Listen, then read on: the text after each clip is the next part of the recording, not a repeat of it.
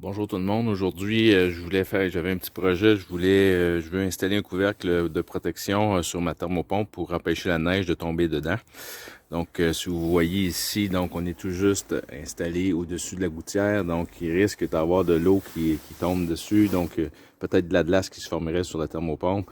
Donc, je veux la protéger. Donc, j'ai acheté un couvercle ici qui est spécialement conçu pour ça. Puis, on va faire ça ensemble. Je vais vous montrer comment je vais procéder.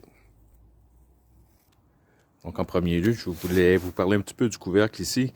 Donc, j'ai vérifié un peu en ligne. Il n'y a pas beaucoup de choix dans ce type de couvercle-là. Puis, ça se vend pas non plus en quincaillerie. Donc, j'ai dû contacter l'entrepreneur qui a fait l'installation de ma thermopompe. Il a accepté de me vendre le couvercle sans l'installation. Donc, il me permet de l'installer moi-même. Donc, c'est un couvercle qui est relativement dispendieux. C'est près de 400$ avec les taxes aussi au Québec. Donc, c'est simplement du plastique. Alors, c'est un peu excessif, mais c'est quand même un investissement. Donc, j'ai vérifié. Aucune identification sur la pièce, aucun nom de compagnie. Donc, on voit un peu qu'il y a un déflecteur d'air en dessous. Donc, j'ai pensé initialement peut-être faire quelque chose moi-même avec un couvercle de poubelle ou quelque chose. Donc, j'ai rien trouvé qui avait des formes adéquates. Là. Plusieurs avaient des creux sur le dessus qui auraient permis l'accumulation d'eau. Ou sinon, s'il y avait un bombé sur le dessus, il y avait une poignée, les couleurs n'étaient pas adaptées. Il aurait fallu que je construise des pattes là, pour maintenir tout ça. Puis, j'aurais quand même pas eu le déflecteur d'air à l'intérieur. Donc, c'était la seule alternative là, qui se présentait à moi. Donc, on voit que le couvercle là, il est parfaitement adapté à ma thermopompe York. Donc, j'imagine que l'entrepreneur a acheté la pièce directement à partir du fabricant. Donc, on m'a permis de l'installer moi-même. On m'a averti à multiples reprises de faire très attention, de ne pas percer trop profondément. On pourrait endommager là, les radiateurs qui sont à l'intérieur. Donc ici, j'ai acheté de la vis auto-taraudeuse numéro 14, environ 1 pouce de longueur, qui était les plus gros disponibles. Donc je voulais pas percer dans mon couvercle de plastique, puis venir percer un peu dans la thermopompe. Je vais faire attention de ne pas percer à l'intérieur.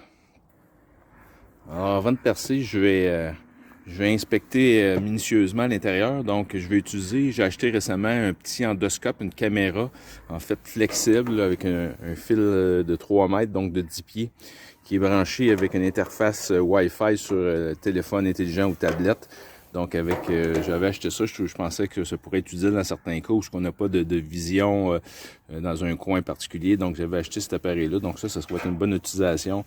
Donc, je vais pouvoir venir vérifier à l'intérieur, m'assurer que où je vais percer, donc il n'y aura aucun conduit ou quelque chose qui pourrait endommager la thermopompe. Donc, une fois que je vais avoir inspecté, je vais être sûr de mon coup.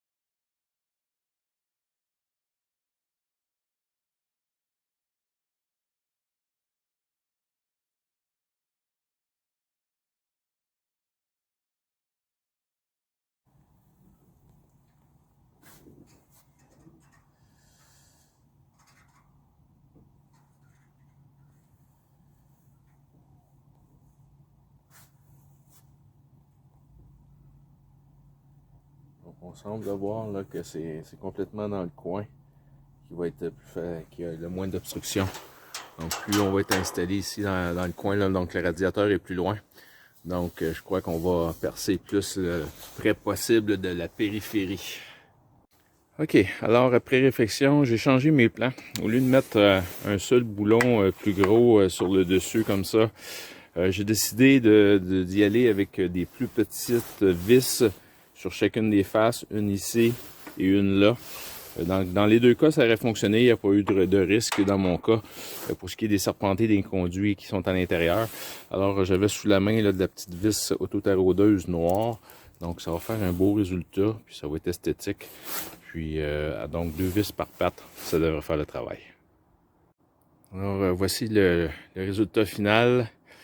Donc des belles petites vis comme ça, alignées avec ceux du manufacturier.